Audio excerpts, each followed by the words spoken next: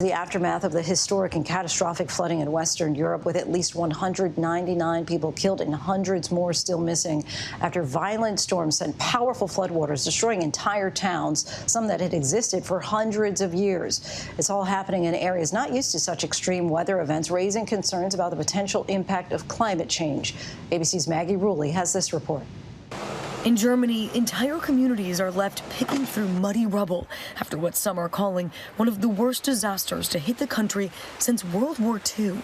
And the deal for the oil markets is to add 400,000 barrels per day from OPEC and OPEC plus nations. They each take a share of that gain starting next month. This, guys, all as they begin to get back to, in some point, the end of next year is their goal, but that's a movable target.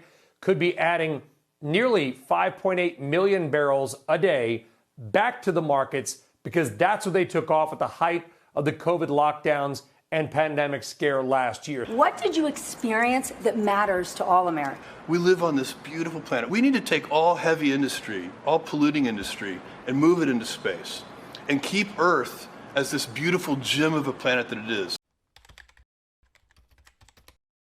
Hey y'all, it's Becky here from the Beckosphere, where we talk about climate news and solutions. You've entered the weekly climate recap, where we look back at what progress is being made to mitigate and adapt to climate change. Today, we're going to cover news from July 13th to 20th, so let's go ahead and get started. The South Korean chemical company LG Chem pledges to invest almost $9 billion in eco-friendly biomaterials, battery materials, and medicines. The EU released its plan to reach a 55% reduction in emissions compared to 1990 levels by 2030, what they call Fit for 55. Their plan includes raising the cost of emissions in heating, transportation, and manufacturing, taxing high-carbon aviation and shipping fuels, and charging carbon importers at the border for carbon-emitted carbon-heavy products like cement, steel, and aluminum, among other products. It will also be including banning the sale of diesel-powered cars in the EU by 2035 and overhauling the EU emissions trading system to force factories, power plants, airlines, ships, and transportation and construction projects to pay more for emitting CO2. The plan also includes building up natural carbon sinks such as wetlands, grasslands, and forests, as I mentioned they were considering last week.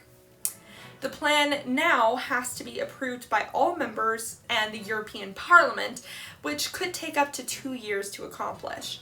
Plus, it will face backlash from industries who don't want their emissions to cost more and poor European nations who don't want their citizens' cost of living to rise. The EU represents about 8% of global emissions. In tandem, the U.S. Senate Democrats have agreed upon a $3.5 trillion spending plan that includes climate mitigation and adaptation.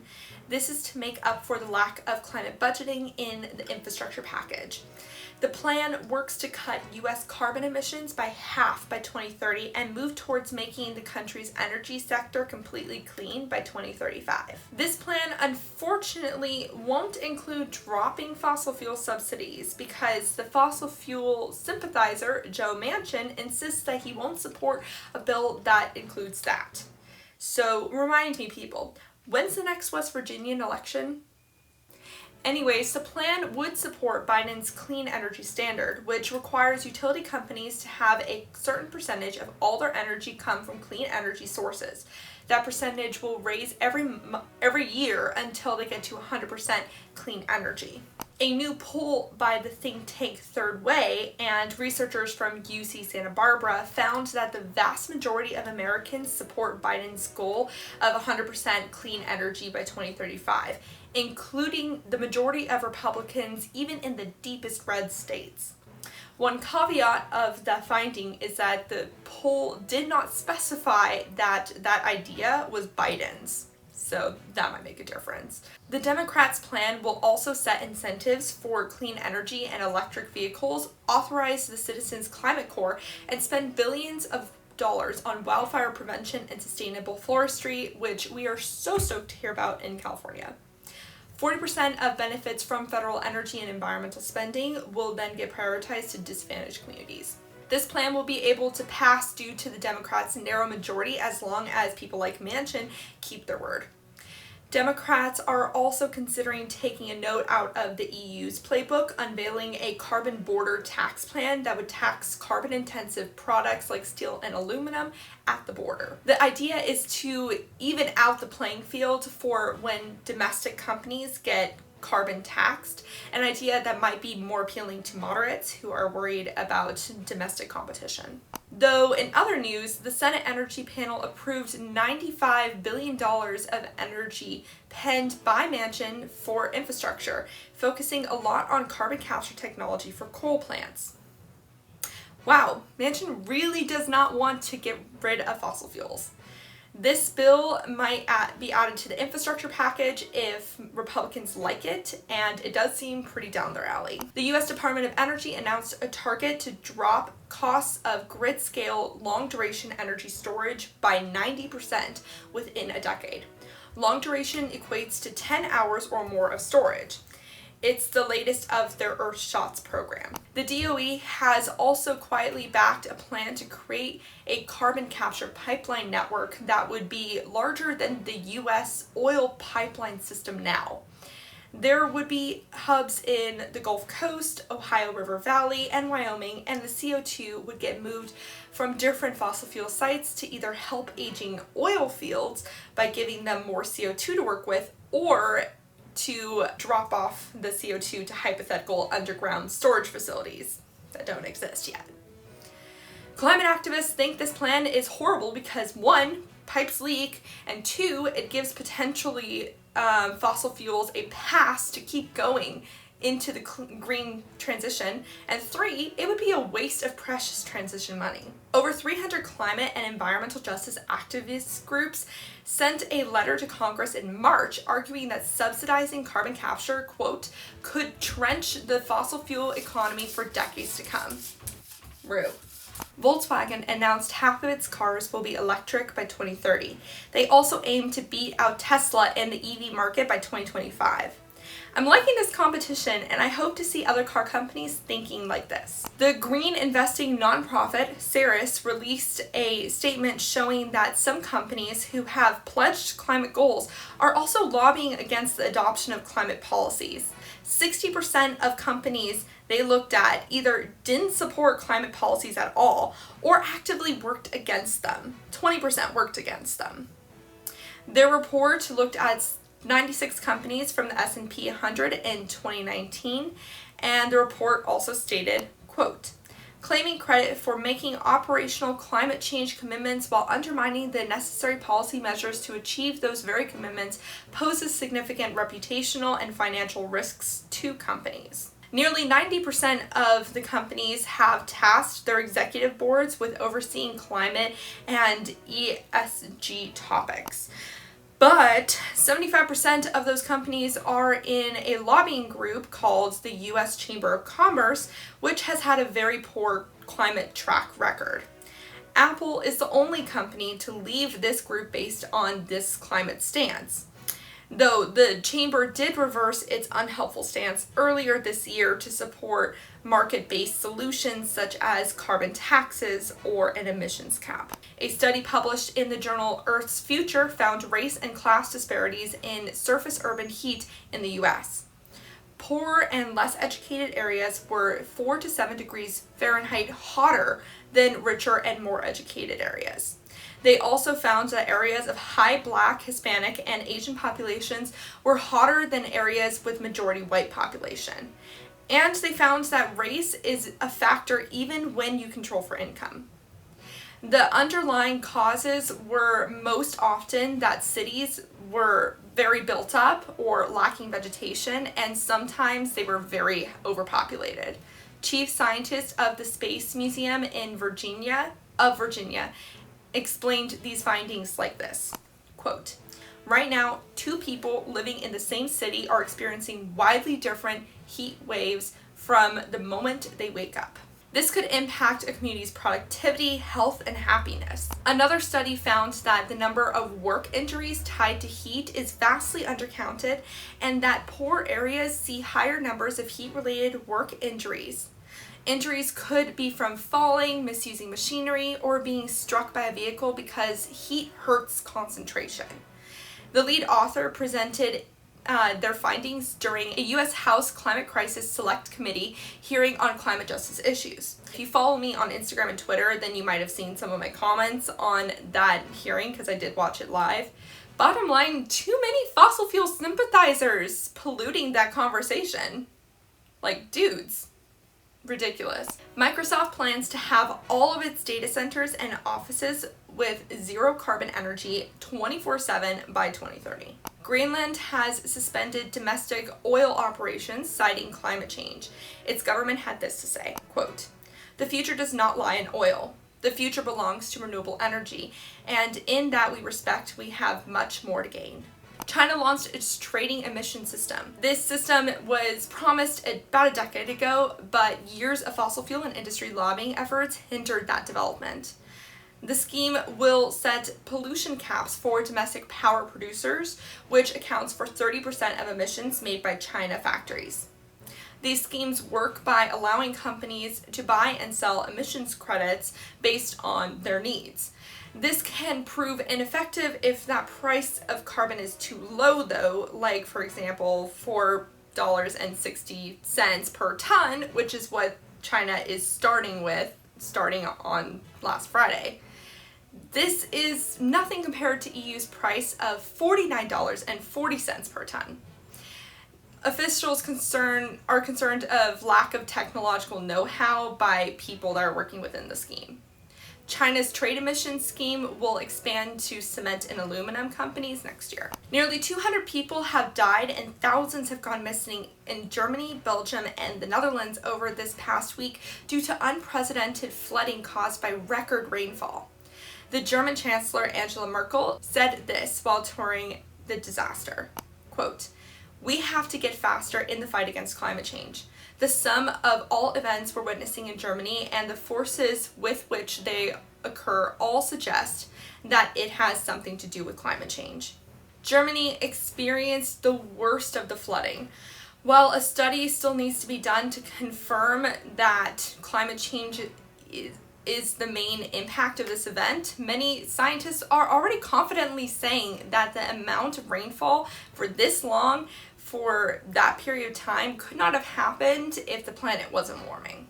We're also seeing flooding in Arizona, Alabama, New York, Iran, Austria, London, Oman, Uganda, India, China, Nigeria, and I'm sure others that I have not brought up, but I did not go through each of those to see how unusual those events are. Though China does look really bad right now. At the same time, wildfires are scorching the earth from the west coast of North America to Siberia. Oregon wins the prize for biggest wildfires in the US right now, with fires burning over 200,000 acres. This is the Bootleg fire in Klamath County. There are also 3 other fires going on in that state right now. And this is not surprising after the record-breaking heat wave that they all experienced last week. There are also currently 187 fires burning in Russia and Siberia right now. A new study from Columbia University shows that climate change is making poison ivy, also known as poison oak, itchier and larger than before. The 6-year study found that the plant's size doubled when exposed to higher concentrations of CO2. And as someone who grew up around poison oak, this is literally the worst. Well, almost the worst, because another study published in the journal Nature found that parts of the Amazon are now releasing more carbon dioxide than they're taking up. The 9-year study routinely tested the atmosphere at 4 areas of the Amazonia twice a month and found that not only are carbon emissions higher in the eastern areas of the rainforest than in the western areas, but that the southeastern area is putting more CO2 into the atmosphere than it basically absorbs. And that part is Brazil, pretty much, which is mainly due to deforestation and increased wildfires. So I have an idea. What if we put all the money from carbon offsetting into protecting the Amazon rainforest and reforesting areas rather than growing trees in random places? It seems like it would be a more effective use of the money So let me know what you think in the comments below. Also, a video is going to come up talking about the differences between afforestation, reforestation, and conservation, and which would be the best to put your money into. So stay tuned. United Airlines and a regional airline partner have purchased 20 electric planes from the Swedish company Heart Aerospace. These are for testing as they're hoping to bring a 19-passenger electric plane into their arsenal by 2026. United is also backing the electric plane startup Archer in Palo Alto, California. American Airlines and Virgin Atlantic recently invested in a UK-based Vertical Aerospace. The lithium battery company SES announced that it was going public Friday after merging with a special purpose acquisition company. SES is supported by investors such as General Motors and Hyundai. The Organization of Petroleum Exporting Countries, or OPEC, and their allies have come to an agreement to increase oil production by 400,000 barrels a day on a monthly basis until they fully end 5.8 million in oil production cuts, which is extremely disappointing, and I'm hoping that it just means that the oil industry is currently going through death throes based on its volatility, but it's frustrating. A report by the IEA confirms what regular watchers of the Climate Recap probably already feel, which is governments are talking a lot, but not actually setting up a green recovery to the pandemic. And therefore, the agency predicts that global carbon emissions are headed for a new record. The report found that countries only used 2% of their fiscal support in response to COVID on clean energy measures. They did find that new policies and commitments will likely increase clean energy supply globally by 30% in the next 2 years, but that amount only represents 35% of what the IEA report was hoping the countries would achieve by 2023 if they want to stay on track to reach net zero emissions by 2050. Due to G20 countries failing to provide funding for helping developing countries begin their transition, the majority of that progress comes from wealthier countries. Due to this lack of action, the IEA projects that we will reach a new high in yearly CO2 emissions by 2023. The IEA head had this to say about the findings. Quote, "Many governments may have talked about the importance of building back better for a cleaner future, but many of them are yet to put their money where their mouth is." Bloomberg NEF also released an analysis that concluded similarly. Quote, "Calls for a green economic recovery have thus far largely fallen on deaf ears, with much more funding targeted at CO2 intensive sectors." Looking at G20 countries, they found that only $636 billion have been allocated to various green efforts, while $1.2 trillion have been allocated to carbon-intense sectors like aviation and construction, with no green elements. Another new report by Bloomberg NEF and Bloomberg Philanthropies found that coal isn't dying as fast as it should, and it seems like it's actually rebounding thanks to new plant investments by China, India, and Indonesia in particular. This rebound projection is in line with the IEA, which predicted that coal will rebound next year. They also found that coal has already rebounded to pre-pandemic levels, as we are now. The Bloomberg report also revealed that G20 countries have spent $3.3 trillion on fossil fuel subsidies since the Paris Agreement in 2015. And you can see that report in the resource section below. G20 environmental ministers are meeting in Naples tomorrow and Friday, so it will be interesting to see whether they address the coal rebound or fossil fuel subsidies. The U.S. climate envoy, John Kerry, is also rumored to be scheduling a meeting with China. The richest man in the world, Amazon owner Jeff Bezos, launched himself into space for 11 minutes while millions of environmentalists rolled their eyes. When he came back down, he said, quote, "We live on this beautiful planet. You can't imagine how thin the atmosphere is when you see it from space. We live in it, and it looks so big. It feels like this atmosphere is huge, and we can't disregard it and treat it poorly. When you get up there and you see it, you see how tiny it is and how fragile it is." That sounds great, right? Well, then this is what he suggested. Quote, "We need to take all heavy industry, all polluting industry, and move it into space. and keep Earth as this beautiful gem of a planet it is. That's going to take decades to achieve, but you have to start. And big things start with small steps. So let me get this straight. Instead of trying to change the way that we do things to decrease our impact, he just thinks that we should just send polluting industries into space. Finally, I want to leave some Americans with this little tidbit. There's a site called callforclimate.com. The 4 is the number 4. And it provides an easier way to get in touch with your representative senator to call for bold climate action. It basically kind of spells out what you gotta say. Check it out to make your voice known. The link will be in the resource section below. Also in the resource section is a Time article written by the lovely Catherine Wilkinson, co-editor of All We Can Save book that we checked out a little while ago. It's right there. She provides some good starting points for how you can get involved in climate action. And that was the climate news for the week. Please let me know anything I missed in the comments below. And until next time, remember to talk about the climate crisis every single day and to support your local news organizations. Bye for now.